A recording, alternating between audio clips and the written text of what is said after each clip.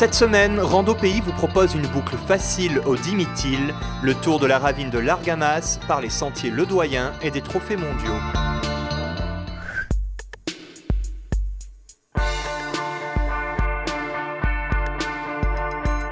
Rendez-vous à l'entre-deux, direction l'est du massif. Un premier départ est possible ici, mais en continuant un peu plus haut, se trouve un parking aménagé devant le départ principal du sentier.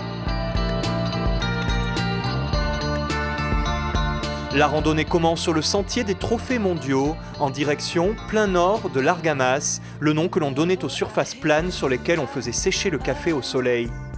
C'est aussi le nom de la ravine dont on fait le tour.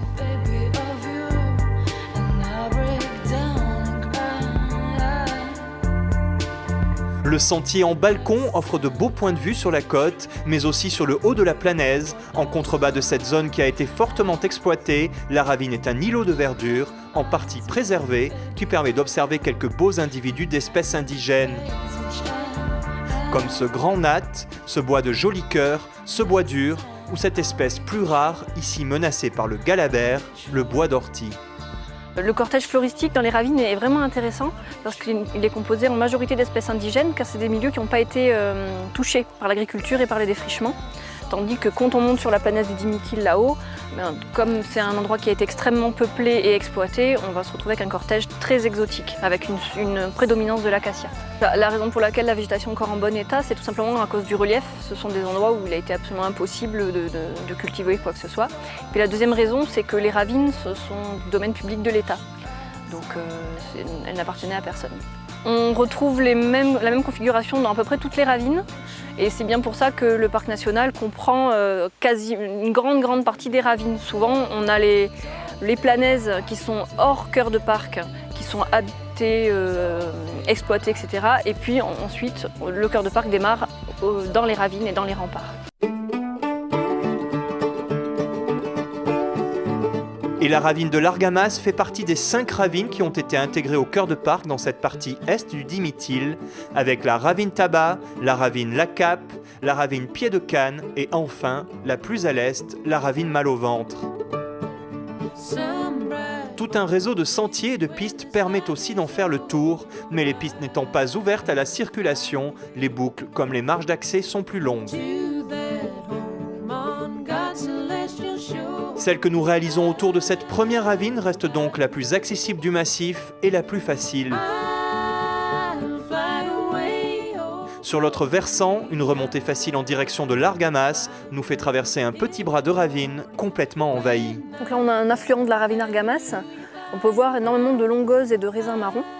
Donc les ravines sont des endroits qui sont extrêmement riches effectivement, mais également extrêmement envahis. Et on peut avoir une propagation des espèces exotiques via les ravines, parce que c'est un milieu qui est constamment perturbé par l'eau, et donc la végétation est arrachée et ça laisse la place pour les espèces exotiques pour s'installer. Et il y a un deuxième élément qui rentre en compte, c'est que les ravines sont un endroit où il va y avoir un puits de lumière, où il y a moins de couvert végétal, le fond de la ravine. Et donc ça permet aux espèces exotiques qui en général aiment la lumière à s'installer à cet endroit-là. Tant qu'on n'enlèvera pas le couvert végétal sur un rempart de ravine, ça restera en bon état. Arrivé à l'Argamas, c'est l'intersection avec plusieurs sentiers qui permettent de continuer vers le haut du massif, ou plus à l'est vers les autres ravines. Celui que nous empruntons, c'est le sentier Ledoyen qui redescend plein sud sur l'autre versant de la ravine.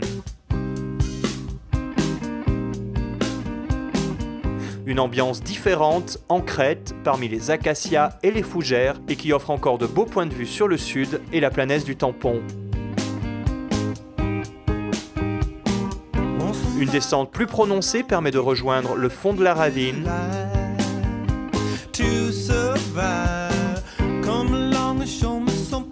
En face, il faudra fournir un petit effort pour gravir les 150 mètres de dénivelé restants pour rejoindre les citernes et notre point de départ.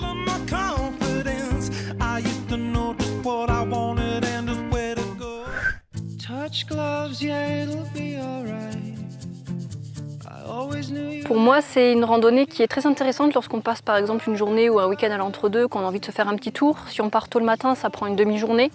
Donc c'est une jolie balade qui est à destination de gens qui marchent pas trop, quoi. L'intérêt, c'est qu'on ne fait pas d'aller-retour, on fait une petite boucle d'environ 2-3 heures Donc ça se fait bien dans la matinée. Et sur une petite boucle comme ça qui a l'air de rien, on se retrouve quand même à avoir des points de vue assez intéressants. Bon, c'est moins panoramique que le zèbre ou la grande jument, mais par rapport à l'effort à fournir, c'est tout à fait correct. Ce que j'aime moins, c'est qu'on est quand même environné d'espèces envahissantes un peu tout le long. Voilà, on n'est pas immergé dans de la belle forêt quand même, quoi. Il y a des jolis points de vue, il y a une ambiance forestière, mais on n'est pas dans des milieux vraiment d'exception.